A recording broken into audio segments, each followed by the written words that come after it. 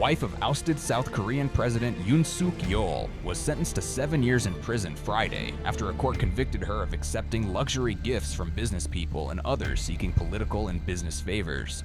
The ruling by the Seoul Central District Court came months after an appeals court sentenced the ex-First Lady, Kim Keon Hee, to 4 years in prison. In a separate case over charges that she accepted gifts from the Unification Church and profited from a stock price manipulation scheme.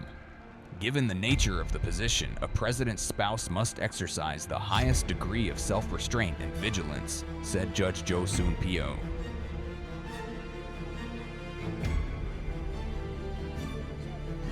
Nevertheless, defendant Kim Keon Hee neglected that social responsibility and repeatedly accepted valuables by exploiting her influence as a means of brokering favors.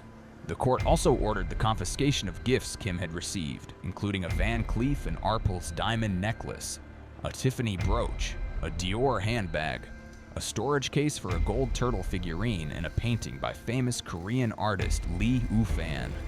Wearing a gray suit and a white face mask, Kim, who has admitted receiving the gifts but denied they were tied to favors, quietly listened to the verdict with her head bowed. She's been standing trial in multiple cases since her arrest last August. Kim's legal team, in a statement, criticized Friday's verdict as being based on a loose interpretation of insufficient evidence and said it would appeal. Yoon was removed from office in April 2025, months after he was impeached over his brief imposition of martial law in December 2024, following a standoff with the liberal opposition, which held a legislative majority and blocked much of his agenda.